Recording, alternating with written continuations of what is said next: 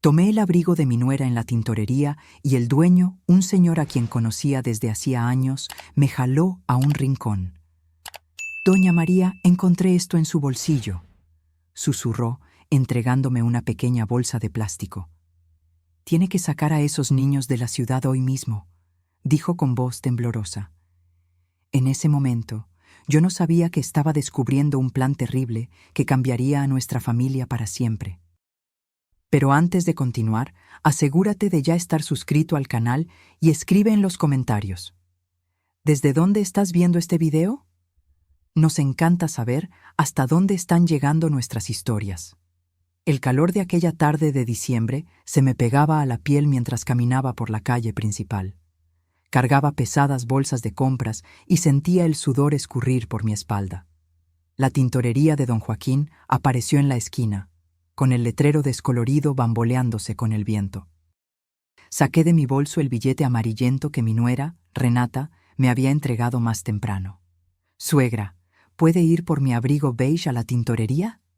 Tengo reuniones todo el día», me pidió con esa sonrisa apresurada mientras se arreglaba el cabello en el espejo de la sala.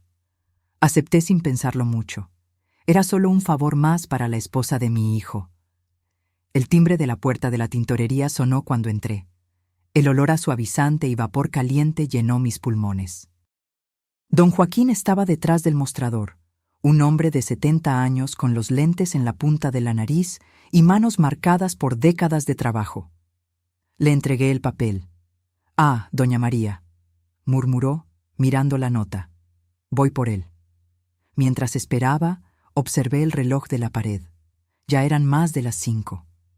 Necesitaba volver pronto a casa para preparar la cena para mis nietos, Pedro y Luisa, de 7 y 5 años.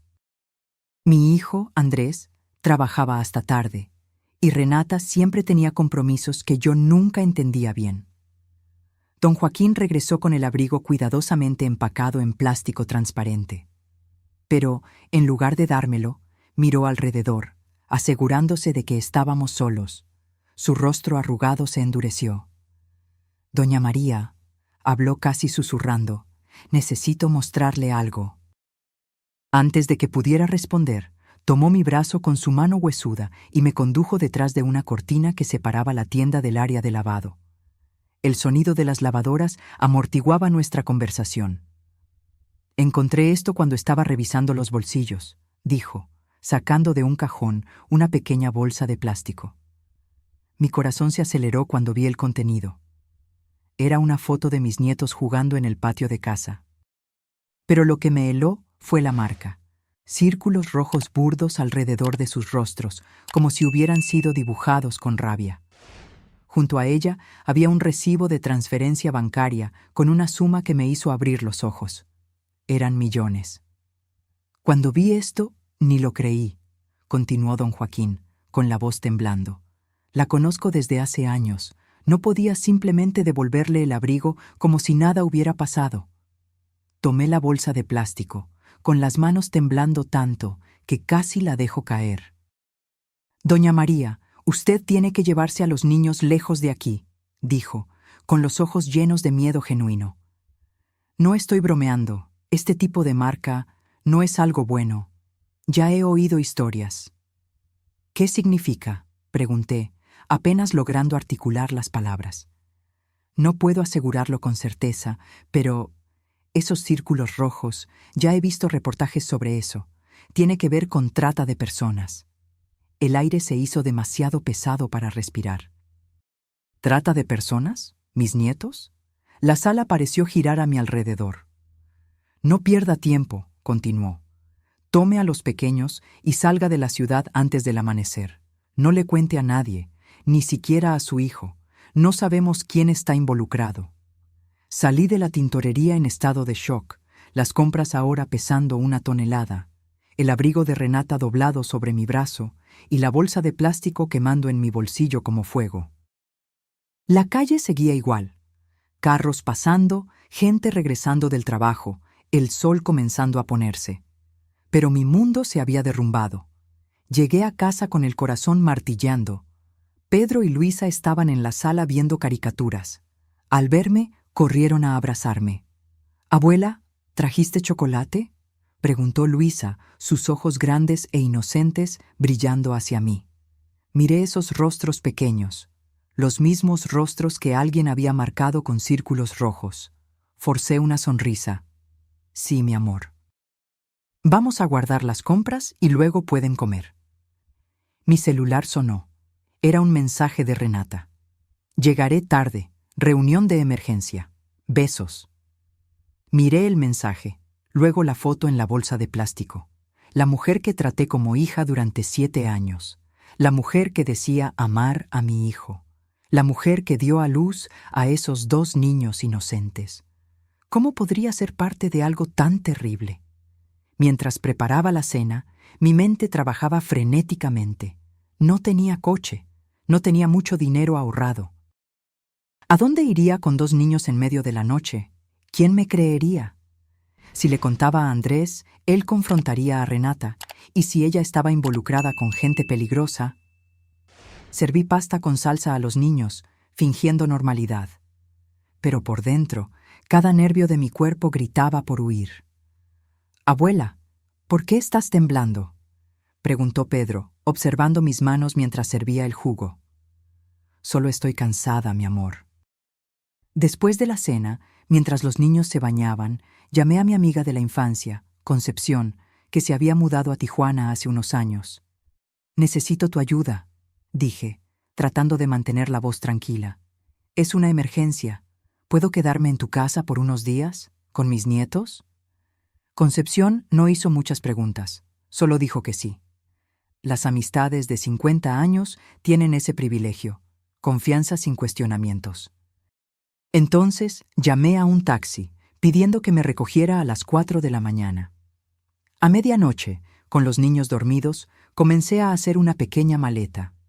Algo de ropa, cepillos de dientes, las medicinas para la alergia de Pedro, la muñeca favorita de Luisa. Mi cerebro parecía entumecido, funcionando en automático. Tomé el celular y le tomé una foto al contenido de la bolsa de plástico. Era la única prueba que tenía, en caso de que algo saliera mal. Andrés llamó alrededor de la 1 de la mañana. «Mamá, voy a dormir en la oficina. Tenemos un cliente importante mañana. ¿Cómo están los niños?». Mordí mi labio para no llorar. Mi hijo, siempre trabajando, siempre confiando en que Renata y yo nos encargaríamos de todo. Completamente inconsciente del peligro. «Están bien, hijo. Durmiendo. ¿Y Renata ya llegó?». «No, mandó un mensaje diciendo que tardará». Hubo un silencio del otro lado de la línea. «De nuevo», dijo, y pude sentir su frustración. Esas reuniones de ella están siendo cada vez más frecuentes. Después de colgar, me senté en la orilla de la cama, mirando a los niños dormidos. En la oscuridad, solo podía ver los contornos de sus pequeños cuerpos bajo las cobijas. Tan vulnerables, tan confiados de que los adultos a su alrededor los mantendrían seguros. Faltando 15 minutos para las 4, los desperté suavemente. «Vamos a hacer un viaje sorpresa, mis amores», susurré, ayudándolos a ponerse abrigos sobre los pijamas. «¿Ahora, abuela?», preguntó Pedro, tallándose los ojos. «Es de noche». «Sí, querido, es una aventura especial. Vamos a visitar a tía Concepción en Tijuana». «¿Y mamá?», preguntó Luisa, su voz adormilada. Ella sabe que vamos, nos alcanzará después». Otra mentira. ¿Cuántas más tendría que decir? El taxi llegó puntualmente. Puse a los niños en el asiento trasero, abroché los cinturones, puse la maleta en la cajuela. Cuando estábamos a punto de salir, vi las luces del coche de Renata doblando la esquina. «Vámonos, rápido», le dije al conductor. Mientras el taxi aceleraba por la calle oscura, miré hacia atrás. El coche de Renata se estaba estacionando frente a la casa. Ella saldría, encontraría la casa vacía, y entonces, ¿qué haría? ¿Llamaría a la policía? ¿A Andrés? ¿O a sus cómplices misteriosos? La carretera a Tijuana nunca pareció tan larga. Luisa volvió a dormirse en mi regazo, pero Pedro permaneció despierto, mirando por la ventana las luces de las carreteras y los camiones que pasaban. «Abuela», dijo en voz baja, Estamos huyendo, ¿verdad? Lo miré, sorprendida. Los niños se dan cuenta de más de lo que imaginamos. ¿Por qué dices eso, mi amor? Porque tienes miedo, se te ve en los ojos. Lo abracé más fuerte. Solo vamos a visitar a tía Concepción. Será divertido, ya verás.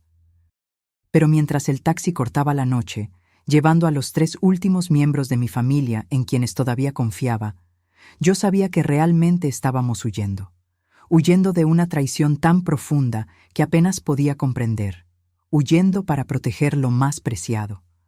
Y todo comenzó con un abrigo en la tintorería. Llegamos a la casa de Concepción cuando el sol comenzaba a salir.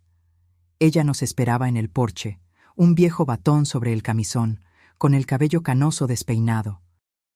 Cuando el taxi partió, me abrazó sin decir nada, solo apretando mis hombros con fuerza. El tipo de abrazo que dice, «Estoy aquí para ti». Su casa era sencilla, pero acogedora. Una casa de 2 pisos antigua con un jardín trasero y una cocina que olía a café y pan casero. Llevó a los niños, aún adormilados, al cuarto de huéspedes, mientras yo me desplomaba en una silla de la cocina, exhausta. «Ahora cuéntame qué pasó», dijo Concepción, poniendo una taza de café fuerte frente a mí. «Tú no huirías en medio de la noche sin una buena razón». Con manos temblorosas, le mostré la foto que había tomado del contenido de la bolsa de plástico. Sus ojos se abrieron de par en par. «Dios mío, María, eso es». «Sí», la interrumpí. «Lo encontré en el abrigo de Renata. El dueño de la tintorería me lo mostró. Dijo que tengo que proteger a los niños». Concepción se sentó pesadamente frente a mí. «¿Crees que Renata está involucrada? Tal vez alguien lo puso en su abrigo sin que ella supiera». Negué con la cabeza. «Hay una transferencia de millones. Y ella ha estado extraña, saliendo mucho, recibiendo llamadas misteriosas, siempre con excusas de reuniones». Mi celular vibró. Era una llamada de Andrés. Miré a Concepción en pánico. «Contesta», dijo ella. «Actúa normal. No digas dónde estás». Respiré hondo y contesté. «Mamá». La voz de Andrés estaba cargada de desesperación. «¿Dónde están? Llegué a casa y no hay nadie. Renata dice que desapareciste con los niños». «Andrés, cálmate», dije, tratando de mantener la voz firme. «Los niños están bien, estamos a salvo». «¿A salvo? ¿De qué estás hablando? Renata está desesperada. Ya llamó a la policía». Mi corazón se hundió. La policía. Claro que ella involucraría a las autoridades rápidamente. Una abuela secuestró a sus nietos. La historia perfecta para pintarme como villana. «Andrés, por favor, escúchame». «Descubrí algo terrible. No puedo explicarlo por teléfono. Ustedes están siendo monitoreados». «Mamá, me estás asustando. ¿Qué historia es esa? Renata cree que tuviste algún episodio». La insinuación era clara. Mi nuera estaba sugiriendo que había tenido un colapso mental. La rabia subió por mi pecho. «Hijo, estoy perfectamente lúcida. Necesito que vengas solo a encontrarme, sin que Renata lo sepa. Es sobre los niños, es serio».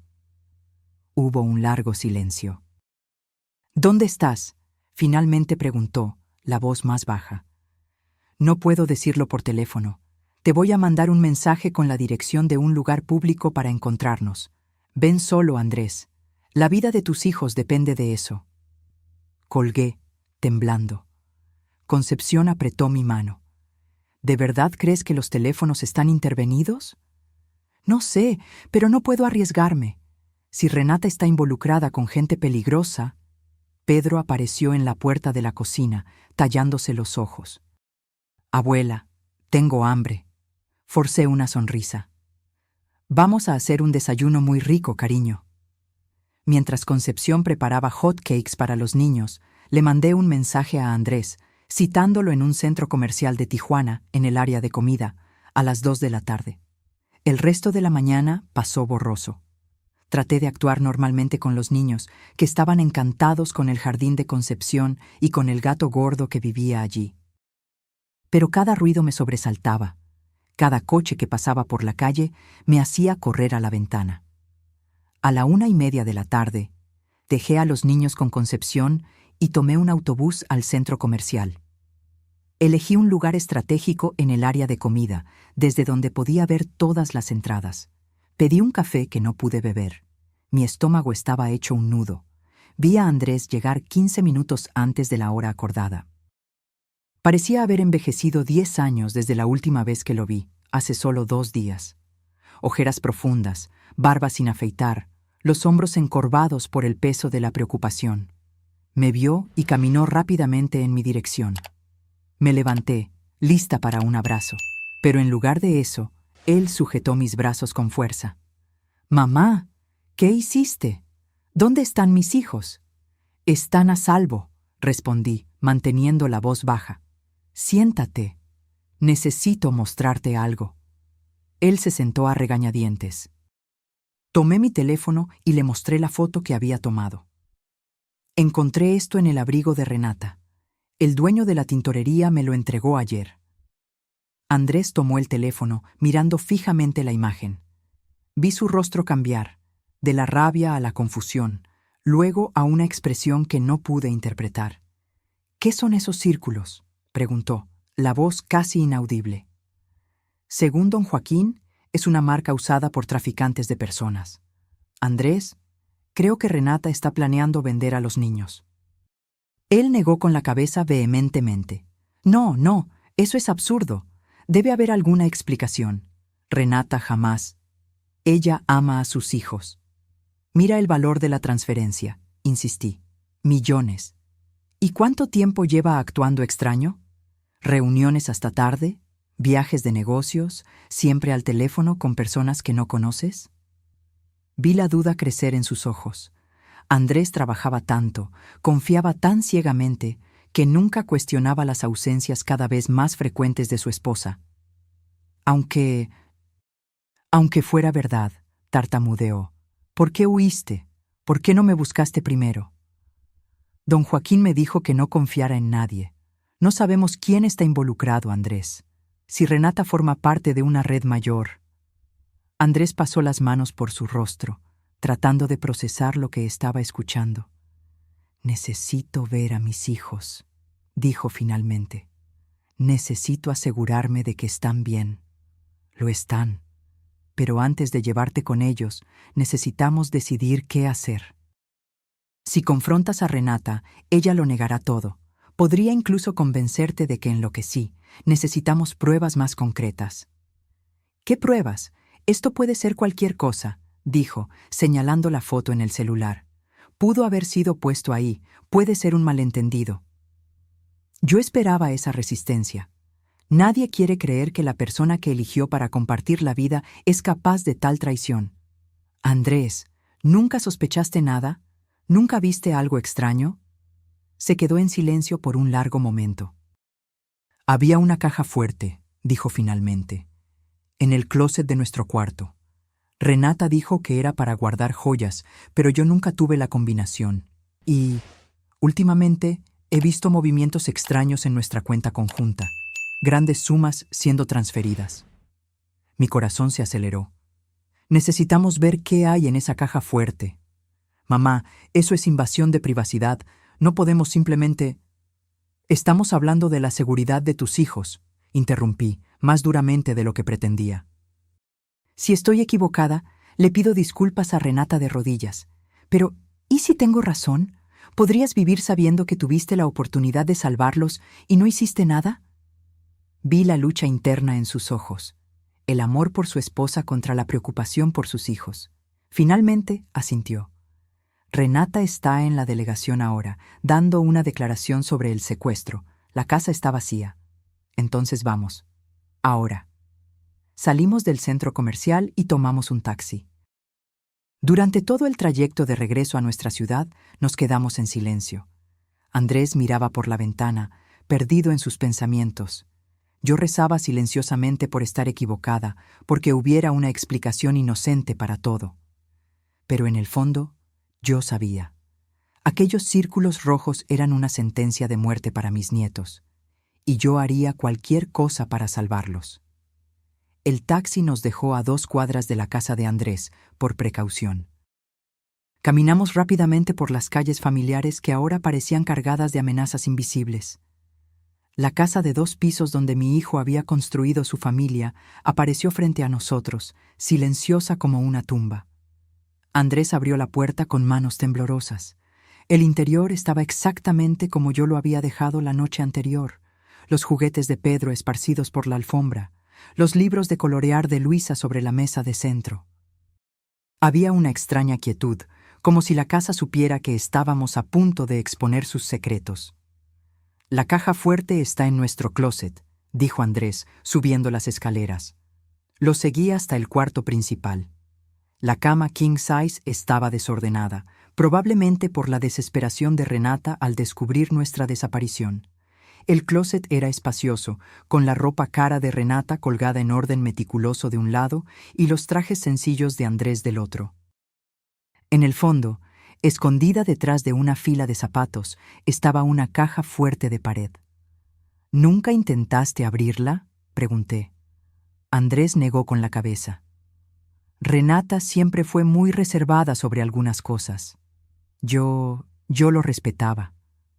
Miré la caja fuerte, el candado digital que parpadeaba, esperando la combinación. ¿Tenemos alguna idea del código? Andrés suspiró, pensativo. Ella usa la misma contraseña para casi todo. La fecha de nuestra boda. Digitó 6 números. La caja fuerte no abrió. ¿Tal vez la fecha de nacimiento de los niños? Más intentos, sin éxito. Miré alrededor, buscando alguna pista. Sobre el tocador de Renata había un portarretratos con una foto de ella con un hombre que no era Andrés. Sonreían, demasiado cercanos para ser solo amigos. «¿Quién es este?», pregunté, mostrando la foto. Andrés frunció el ceño. «Ricardo, un colega de trabajo de ella. ¿Por qué?». Tomé el portarretratos y lo volteé. Había una fecha escrita a mano en el reverso. 12/08/18. «Intenta esta fecha», sugerí, entregándole la foto a Andrés. Sus ojos se abrieron al ver la anotación. Con dedos vacilantes, digitó 120818. Un clic metálico. La caja fuerte se abrió. Dentro había varias pilas de dinero en diferentes divisas, pasaportes. No solo para Renata, sino también para Pedro y Luisa, con nombres falsos. Un sobre contenía 3 boletos de avión para el extranjero, solo para Renata y los niños. El nombre de Andrés no estaba por ningún lado. Pero lo que me hizo congelar fue una carpeta. Andrés la abrió y allí estaban más fotos de Pedro y Luisa. En todas había aquellos círculos rojos alrededor de sus rostros, y junto a ellas un documento que parecía un contrato, con valores exorbitantes y términos que me revolvían el estómago. «Dios mío», Andrés susurró, cayendo de rodillas. Ella iba a venderlos. Toqué su hombro, sin palabras para consolarlo. ¿Cómo consolar a un hijo que acababa de descubrir que la madre de sus hijos planeaba venderlos? De repente, oímos el ruido de un coche estacionándose frente a la casa. Corrimos a la ventana. Era Renata, saliendo de un coche que no reconocimos. A su lado, un hombre alto de traje oscuro. «Es él», dijo Andrés con la voz estrangulada. «Ricardo». Rápidamente, Andrés fotografió el contenido de la caja fuerte con su celular.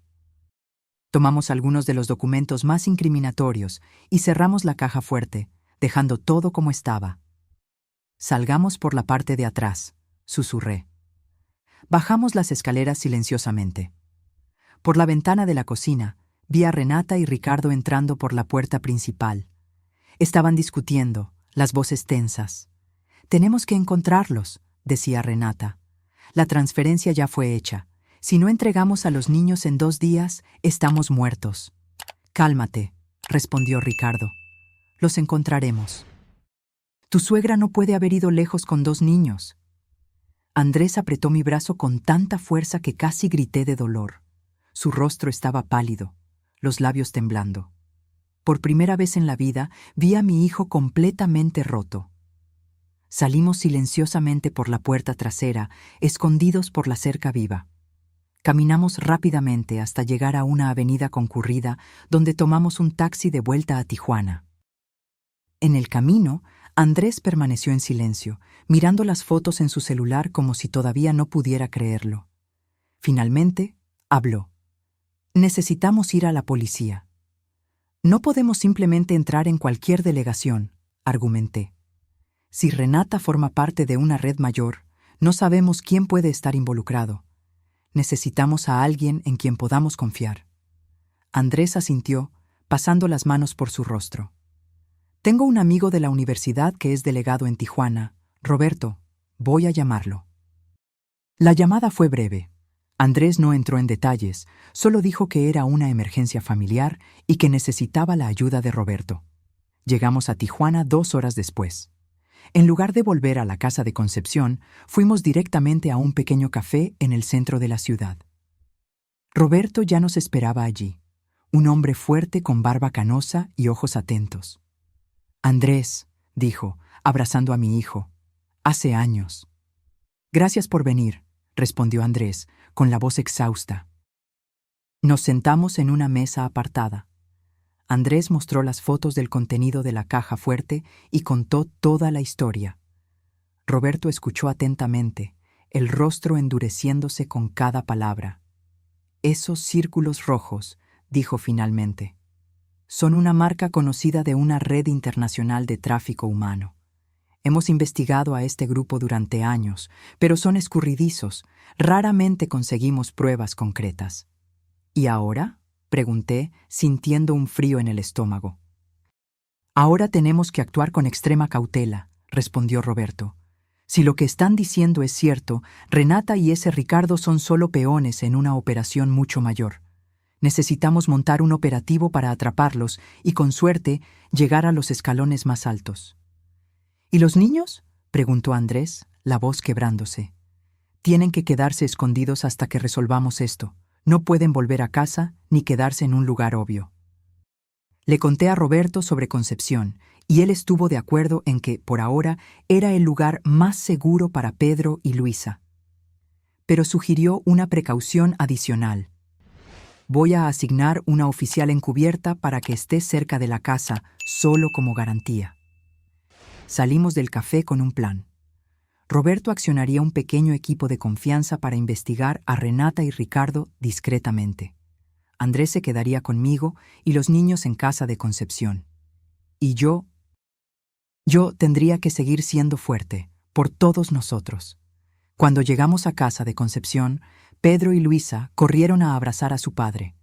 Verlos juntos, Andrés abrazando a sus hijos con desesperación, como si temiera que desaparecieran en cualquier momento, me rompió el corazón. «Papi, ¿por qué estás llorando?», preguntó Luisa, tocando el rostro de Andrés con su pequeña mano. «Es porque estoy muy feliz de verlos», respondió, forzando una sonrisa. Esa noche, después de que los niños finalmente se durmieron, Andrés, Concepción y yo nos sentamos en la cocina. La realidad completa de la situación finalmente se abatió sobre nosotros. «¿Cómo no me di cuenta?», murmuró Andrés, con las manos aferradas a una taza de té que se había enfriado hace horas. Todas las señales estaban ahí. Los viajes repentinos, las llamadas secretas, el dinero inexplicable. ¿Cómo fui tan ciego? «Tú la amabas», respondí simplemente. «El amor a veces nos ciega». Concepción puso más agua a hervir. «Lo importante es que ustedes lo descubrieron a tiempo», dijo. «Ahora necesitan ser fuertes por los niños». Andrés asintió, pero vi en sus ojos un dolor tan profundo que dudé que algún día cicatrizaría completamente. No era solo la traición de Renata, era el horror inimaginable de saber que la madre de sus hijos estaba dispuesta a venderlos. Esa noche, acostada en la cama improvisada en la sala de Concepción, no pude dormir. Revivía los momentos con Renata a lo largo de los años, los almuerzos familiares, los cumpleaños de los niños, las confidencias intercambiadas. ¿Será que todo había sido una mentira? ¿O en algún momento ella cambió, seducida por promesas de riqueza y una vida diferente? ¿Y cómo les explicaríamos esto a los niños cuando fueran mayores? ¿Cómo decirle a Pedro y Luisa que su madre los había traicionado de la peor forma posible? Por la ventana vi la luz tenue de una patrulla estacionada discretamente en la esquina, la oficial que Roberto había asignado para protegernos. Sentí una punzada de gratitud en medio de la desesperación. Al menos ya no estábamos solos en esta lucha. Finalmente me dormí, exhausta, solo para ser despertada por el sonido de mi celular. Era un número desconocido. Con el corazón acelerado, contesté la llamada. «Hola», susurré, tratando de no despertar a los demás. «María». La voz de Renata era fría, controlada. «Sé que tienes a mis hijos». Me quedé paralizada, incapaz de responder. ¿Cómo consiguió mi número? Yo había cambiado el chip del celular. No sirve de nada fingir. Estoy llamando para proponer un trato. ¿Qué tipo de trato?, pregunté, moviéndome silenciosamente hacia el porche para no ser escuchada. Tráeme a los niños mañana, sin policía, sin Andrés, solo tú y ellos. A cambio garantizo que nada te pasará. Sentí mi sangre helarse. ¿Y si no acepto? Hubo una breve pausa. Entonces no puedo garantizar la seguridad de nadie, ni la tuya, ni la de Andrés, ni siquiera la de los niños. Hay gente muy poderosa involucrada en esto, María. Gente que no tolera interferencia. Traté de mantener la voz firme. ¿Cómo sé que no nos matarás tan pronto como te entregue a los niños? Renata rió, un sonido vacío que me erizó la piel. ¿De verdad crees que quiero matar a mis propios hijos? Son demasiado valiosos para eso. Valiosos como mercancía, respondí amargamente. Negocios son negocios, María. Tengo una deuda que pagar, y esta es la única forma. Plaza Central de Tijuana, mañana al mediodía. Ven sola con Pedro y Luisa. La llamada fue terminada. Me quedé allí, temblando en el porche oscuro. La oficial en la patrulla debió notar mi silueta, pues encendió brevemente el faro, como una señal silenciosa de que estaba vigilante. Volví adentro y desperté a Andrés. Él escuchó mi relato de la llamada con el rostro pálido. «Voy a llamar a Roberto inmediatamente», dijo. Roberto apareció en casa de Concepción menos de una hora después, acompañado de otros 2 policías encubiertos. Nos sentamos todos en la cocina mientras los niños dormían, inconscientes del peligro que se cernía sobre nosotros. «Esto puede ser bueno», dijo Roberto pensativo. «Podemos usar este encuentro para atraparlos». «Es demasiado arriesgado», protesté. «¿Y si algo sale mal? ¿Y si los niños se lastiman?» «No llevaremos a los niños de verdad», explicó Roberto. «Haremos una trampa. Usted irá al lugar acordado, pero con agentes disfrazados en lugar de los niños. Tendremos equipos posicionados por toda la plaza». Andrés pasó las manos por su cabello, nervioso. ¿Y si se dan cuenta? Por eso necesitamos ser extremadamente cuidadosos en la planificación, dijo Roberto. Necesitamos hacerlo parecer lo suficientemente convincente para que se acerquen, pero garantizar su seguridad. Discutimos los detalles hasta el amanecer. El plan era arriesgado, pero era nuestra mejor oportunidad de capturar a Renata y sus cómplices. Yo sería el cebo, fingiendo haber traído a los niños según lo exigido.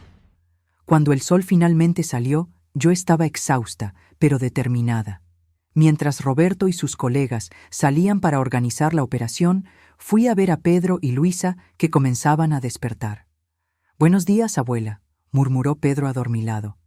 «¿Vamos a volver a casa hoy?» Me senté en la orilla de la cama y acaricié su cabello. «Todavía no, cariño. Nos quedaremos unos días más con tía Concepción». «Pero quiero mis otros juguetes», se quejó Luisa, abrazando a su muñeca. «Pronto, mi amor, pronto». Andrés entró al cuarto, forzando una sonrisa para sus hijos. Sus ojos se encontraron con los míos por encima de las cabezas de los niños. Una mirada de determinación mezclada con terror. El día pasó lentamente. Concepción mantuvo a los niños entretenidos con juegos e historias, mientras Andrés y yo recibíamos instrucciones finales de Roberto por teléfono. A las 11 de la mañana llegó el momento de prepararme. Me vestí como normalmente lo haría para salir con mis nietos. Jeans, blusa sencilla, cabello recogido. Roberto me había entregado un pequeño dispositivo de escucha, escondido como un botón en mi blusa. Antes de salir, abracé a Pedro y Luisa más fuerte que nunca. La abuela va a resolver unas cosas y vuelve pronto, prometí, tragándome las lágrimas. Pórtense bien con papá y tía Concepción. En el coche policial disfrazado, rumbo a la plaza central, sentí el peso de todo lo que estaba en juego. 2 niños policías disfrazados de Pedro y Luisa estaban a mi lado, vestidos exactamente como mis nietos estarían. ¿Se encuentra bien, señora?, preguntó la oficial al volante. Sí, respondí, aunque mi corazón latía tan fuerte que pensé que podría romper mi pecho. La plaza central estaba relativamente tranquila para un día de semana. Algunas madres con niños jugando en los columpios, ancianos sentados en los bancos, gente apurada cruzando hacia el trabajo. Policías encubiertos estaban posicionados estratégicamente, un vendedor de palomitas, una mujer paseando a un perro, un hombre leyendo el periódico. Me senté en un banco en el centro de la plaza, los 2 niños a mi lado. Faltaban 5 minutos para el mediodía. Todo está bien, susurré para mí misma. Va a salir bien. Exactamente al mediodía, vi a Renata entrando a la plaza. Estaba elegante como siempre, cabello perfectamente arreglado, lentes oscuros cubriendo sus ojos. A su lado, caminaba Ricardo, mirando constantemente a su alrededor. Mi corazón se disparó cuando se acercaron. Renata se detuvo a pocos metros de distancia, analizando a los niños a mi lado. Por un terrible momento, pensé que se daría cuenta de que no eran Pedro y Luisa de verdad. María, dijo, su voz falsamente dulce. Qué bueno que decidiste ser razonable. Se acabó, Renata, respondí, manteniendo la voz firme a pesar del miedo. Sé todo. Ella sonrió, esa sonrisa que antes me parecía encantadora y ahora parecía la máscara de un monstruo. ¿Qué crees que sabes? Sé sobre el tráfico, sobre el plan para vender a Pedro y Luisa. Encontramos la caja fuerte. Vi un destello de pánico en sus ojos antes de que pudiera esconderlo. Imaginación tuya, María. Siempre tuviste una mente demasiado fértil.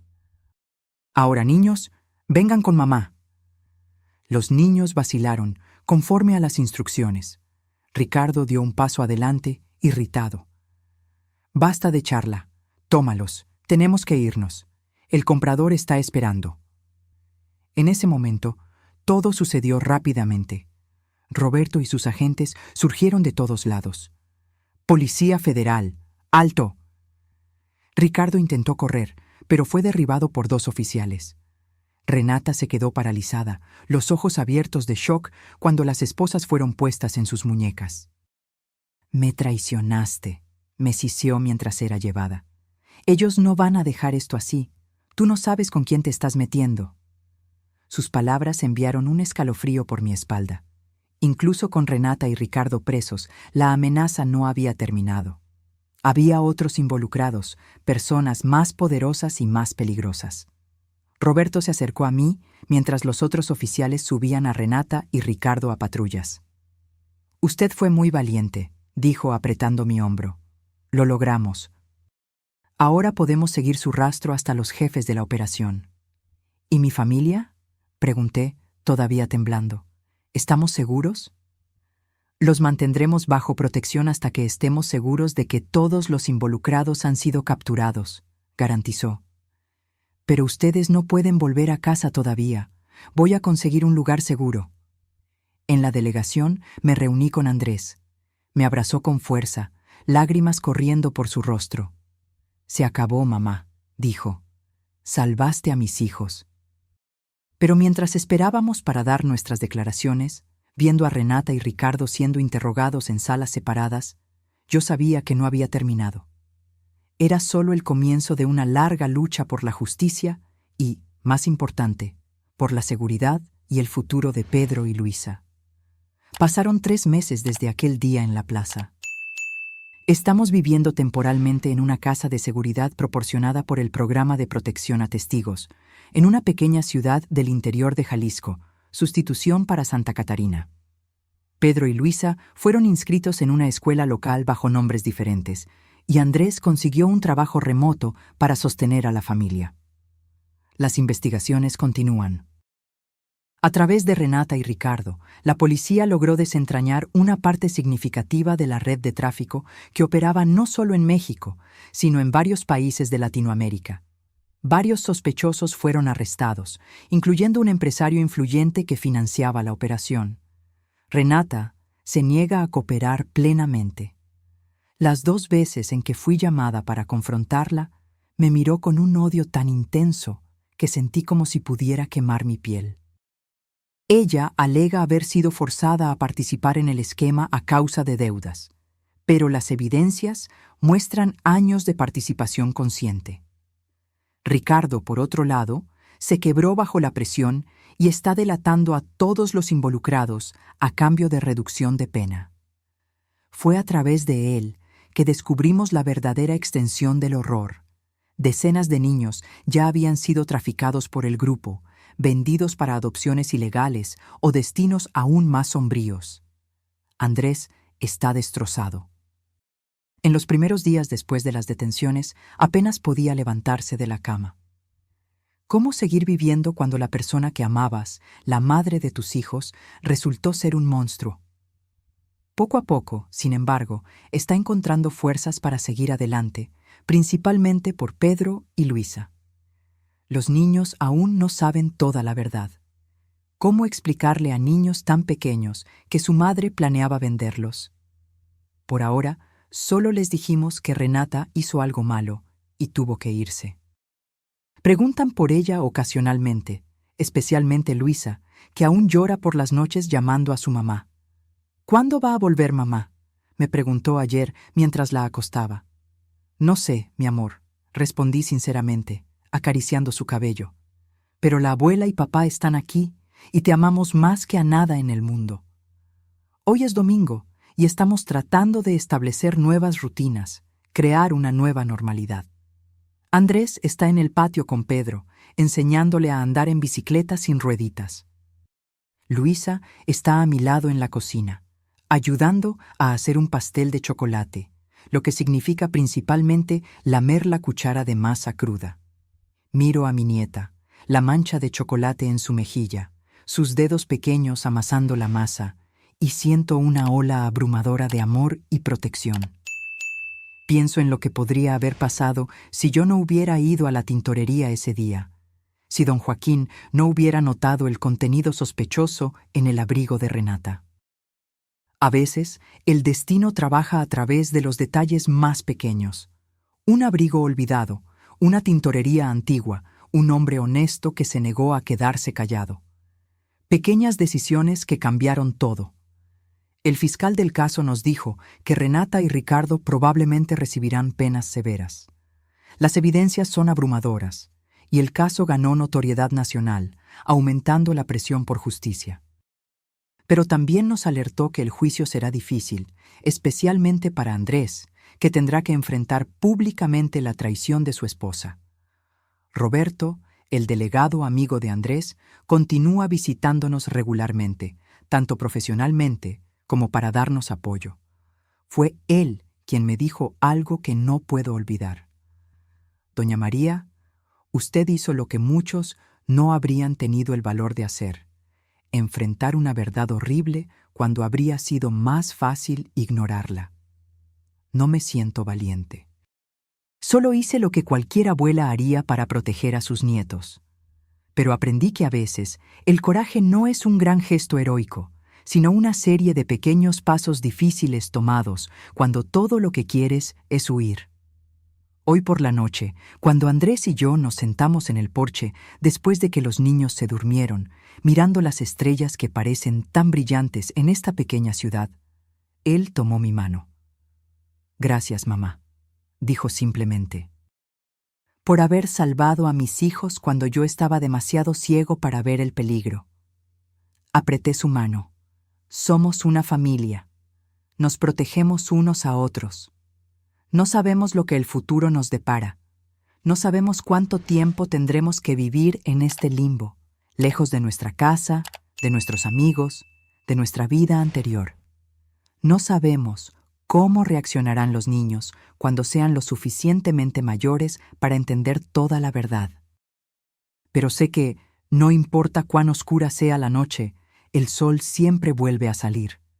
Y mientras estemos juntos, Andrés, Pedro, Luisa y yo, encontraremos nuestro camino de vuelta a la luz. Esta mañana, mientras arreglaba la cómoda prestada en el cuarto temporal, encontré el billete amarillento de la tintorería, todavía en el bolsillo de la blusa que usaba aquel día fatídico. Un simple pedazo de papel que cambió nuestras vidas para siempre.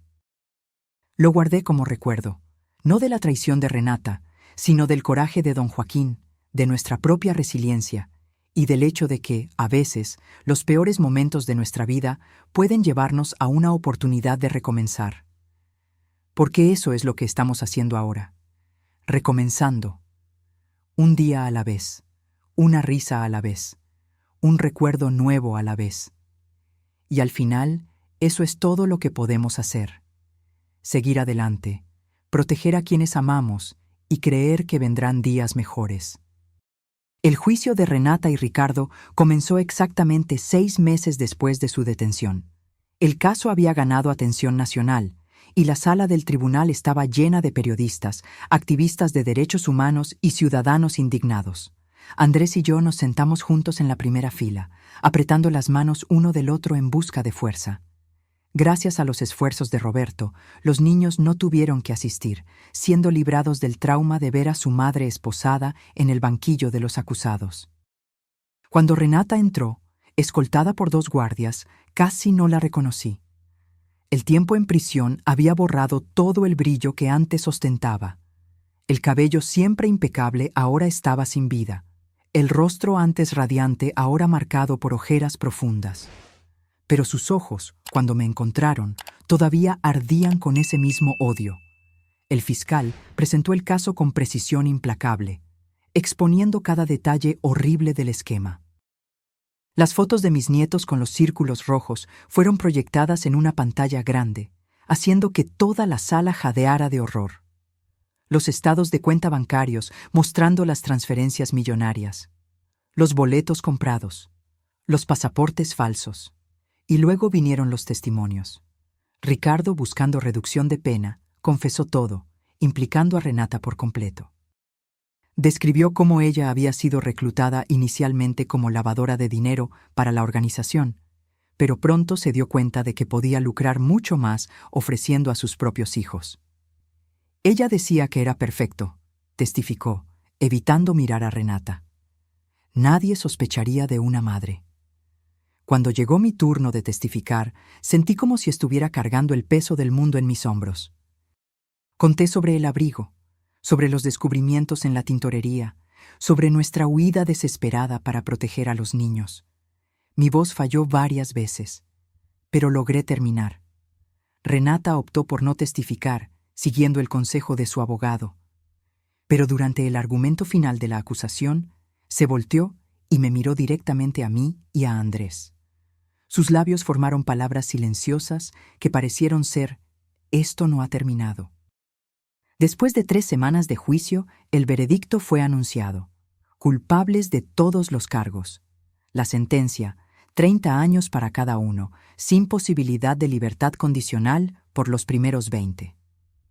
Mientras salíamos del tribunal por última vez, Andrés se detuvo y respiró hondo.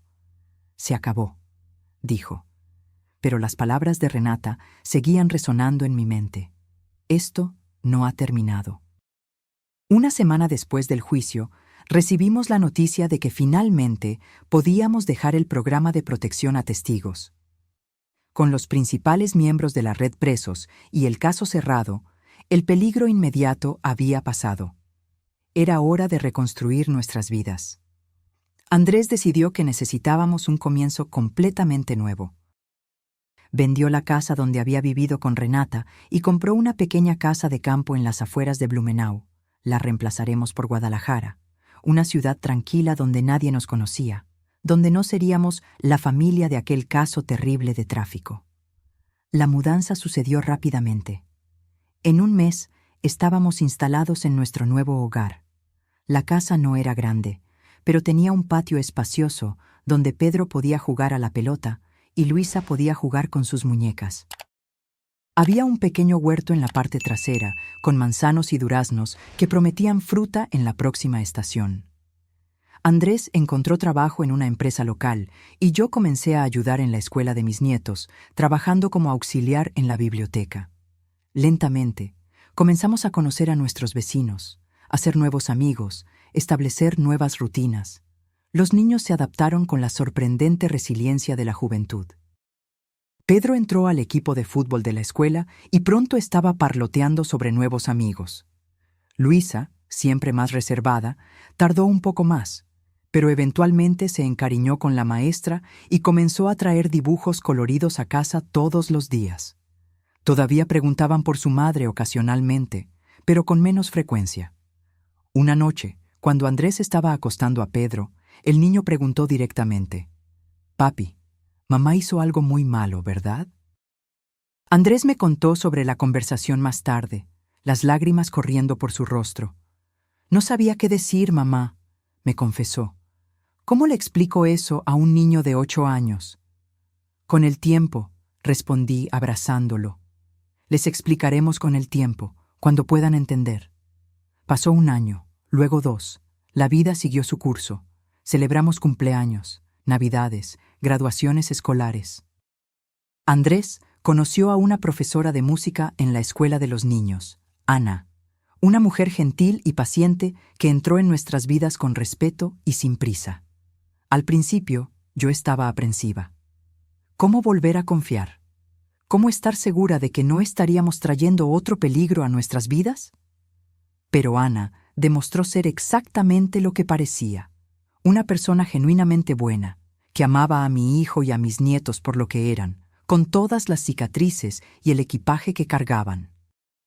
En nuestro 3er año en Guadalajara, Andrés y Ana se casaron en una ceremonia sencilla en el jardín de nuestra casa. Pedro, ahora con 10 años, fue el paje, orgulloso en su primer traje. Luisa, con 8 años, arrojó pétalos de flores por el pasillo improvisado, su vestido rosa girando mientras ella daba vueltas. Observando a mi hijo sonreír de nuevo, viendo a mis nietos abrazar a Ana con afecto genuino, sentí una paz que no experimentaba desde hacía años. Tal vez, finalmente, habíamos encontrado nuestro final feliz. Entonces llegó la carta. Llegó en un sobre común, sin remitente, dirigida a mí. Dentro, una sola hoja de papel con un mensaje tipeado. «Ella sale pronto. Nunca olvidó lo que hiciste. Prepárate». Mi sangre se congeló. Renata no podía estar saliendo. Su sentencia era de 30 años y solo habían pasado 3. Pero, ¿y si hubo una apelación exitosa? ¿Y si ella había hecho algún tipo de trato? No le mostré la carta a Andrés. Él finalmente era feliz. Finalmente estaba siguiendo adelante. ¿Cómo podría traerlo de vuelta a esa pesadilla? En su lugar, llamé a Roberto, que había permanecido en contacto a lo largo de los años. «No es posible», me garantizó después de escuchar sobre la carta. «Renata sigue cumpliendo su sentencia en seguridad máxima. Esto es probablemente solo un intento de asustarlos». «¿Pero cómo alguien encontró nuestra dirección?», pregunté, el miedo evidente en mi voz. «Tuvimos tanto cuidado». «Voy a investigar», prometió. «Mientras tanto, aumenten la seguridad. Instalen cámaras, alarmas y manténgame informado si reciben cualquier otra cosa».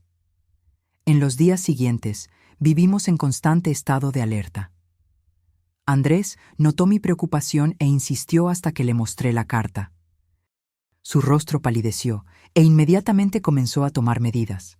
Instaló un sistema de seguridad completo, puso cerraduras nuevas en todas las puertas y ventanas, incluso compró un perro grande, un pastor alemán llamado Max, que rápidamente se convirtió en el mejor amigo de Pedro. Pasaron 2 semanas más sin ningún incidente. Comencé a preguntarme si Roberto tenía razón, si la carta era solo un intento vacío de asustarnos, tal vez de algún simpatizante de Renata o Ricardo que había descubierto nuestro paradero. Entonces, una mañana de sábado, Mientras yo preparaba el desayuno y los niños aún dormían, el timbre sonó. Andrés y Ana habían salido a correr, como hacían todas las mañanas. Miré por la mirilla, pero no vi a nadie. Con cautela abrí la puerta. No había nadie allí, solo una pequeña caja en el suelo. Mi instinto me decía que no tocara, que llamara a la policía inmediatamente.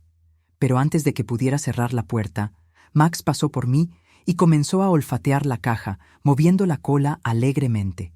La tomé con cuidado y la llevé a la cocina. Dentro encontré 2 pequeños muñecos de trapo que se parecían extrañamente a Pedro y Luisa. Ambos tenían círculos rojos dibujados alrededor de los rostros y alfileres clavados en el pecho. Dejé caer la caja, horrorizada. Corrí a ver a los niños, que aún dormían plácidamente. Luego, con manos temblorosas, llamé a Roberto. Dentro de 1 hora, la policía estaba en nuestra casa. Roberto llegó poco después, habiendo conducido más de 200 kilómetros tan pronto como recibió mi llamada. «Esto no es una broma», dijo gravemente, examinando los muñecos. «Vamos a reforzar su seguridad e investigar a fondo». Andrés y Ana regresaron para encontrar la casa llena de policías. Cuando expliqué lo que había sucedido, Andrés tomó una decisión inmediata. «Necesitamos salir de aquí, ahora mismo». No había forma de argumentar. En pocas horas, empacamos lo esencial y dejamos la casa que había sido nuestro hogar durante los últimos 3 años. Roberto nos llevó a una instalación policial segura mientras la investigación continuaba. Pasamos 1 semana en ese lugar estéril, los niños confundidos y asustados, Andrés y Ana tratando de mantener la calma por ellos. Yo me culpaba constantemente. Tal vez, si no hubiera ido a esa tintorería, si no hubiera descubierto el plan de Renata, estaríamos todos viviendo en ignorancia. Pedro y Luisa habrían sido llevados, sí, pero el resto de nosotros estaría seguro en nuestra ilusión. Pensamientos terribles, egoístas, que yo ahuyentaba tan pronto como surgían. No, descubrir la verdad fue lo único correcto que hacer. Incluso con todo el sufrimiento que vino después, salvamos 2 vidas inocentes. En el 8º día de nuestra estancia en la instalación segura, Roberto entró con una expresión que no podía descifrar. «Encontramos a quien envió los muñecos», dijo, «y no fue Renata». «Entonces, ¿quién?», preguntó Andrés, sujetando la mano de Ana con fuerza. «Una mujer llamada Mónica Silva, hermana de Ricardo. Estaba tratando de asustarlos como venganza por su hermano. No hay conexión real con Renata, ni plan real para lastimarlos». Sentí un alivio tan intenso que mis piernas flaquearon y tuve que sentarme. «Entonces, ¿se acabó? ¿De verdad esta vez?», pregunté. Roberto asintió, una pequeña sonrisa finalmente apareciendo en su rostro cansado. «Se acabó. Mónica fue arrestada por amenazas y persecución. Renata sigue en prisión y no tiene comunicación con el mundo exterior». Esa noche, por primera vez en semanas, dormí profundamente. Cuando desperté, encontré a Pedro y Luisa jugando alegremente en el pequeño patio de la instalación, como si toda la pesadilla nunca hubiera sucedido. «¿Y ahora?», le pregunté a Andrés mientras observábamos a los niños. «¿Volvemos a casa?». Él negó con la cabeza. «Creo que necesitamos un nuevo comienzo. Otra vez». Ana, que había permanecido firme a nuestro lado durante toda la crisis, sugirió algo inesperado. «Mi familia tiene una casa en la costa de Jalisco. Está vacía desde hace años. Podríamos mudarnos allí, al menos temporalmente». Y así, una vez más, empacamos nuestras vidas y partimos hacia un nuevo destino. La casa en la costa era más antigua y pequeña que nuestra casa en Guadalajara, pero tenía algo que todos necesitábamos desesperadamente: paz. Ubicada en una pequeña comunidad de pescadores cerca de Puerto Vallarta, sustitución para una ciudad de la costa, lejos de las grandes ciudades y del bullicio, la casa estaba a pocos pasos de la playa. Por primera vez en años, no necesitábamos mirar constantemente por encima de los hombros. Los niños podían correr libremente por la arena, y el sonido de las olas lavaba gradualmente el miedo de nuestras mentes. Pedro y Luisa fueron inscritos en la escuela local y rápidamente hicieron nuevos amigos. Andrés logró transferir su trabajo a remoto y Ana comenzó a dar clases de música en la comunidad. ¿Y yo?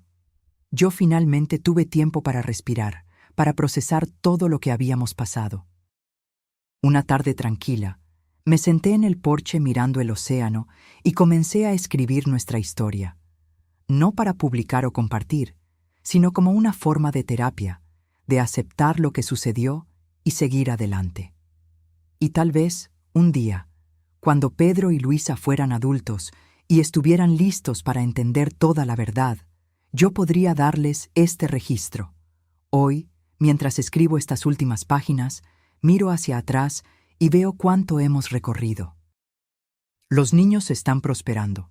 Pedro ahora tiene 12 años y es capitán del equipo de fútbol de la escuela. Luisa, con 10, descubrió un talento para la pintura y tiene su arte colgado por toda la casa. Andrés y Ana están hablando de tener un bebé, expandir nuestra familia que ya fue tan brutalmente amenazada. Y yo aprendí que la vida puede darnos golpes terribles, pero también puede ofrecernos segundas oportunidades extraordinarias. A veces, cuando estoy sola en la playa al atardecer, pienso en Renata. Pienso en la mujer que conocí, que amé como una hija, y la mujer que ella reveló ser. Todavía no puedo entender cómo alguien puede traicionar a su propia familia de forma tan monstruosa. Tal vez nunca lo entienda. Pero no permito que esos pensamientos dominen mi mente por mucho tiempo. En su lugar, dirijo mi mirada hacia nuestra casa iluminada a la distancia, donde sé que mi familia está esperando. Una familia que, a pesar de todo lo que enfrentó, encontró su camino de vuelta a la felicidad, y todo comenzó con un abrigo en la tintorería. Ahora, si te gustó esta historia, ya haz clic en este próximo video que está apareciendo en la pantalla, porque en él hay una historia de traición y giro como nunca antes viste.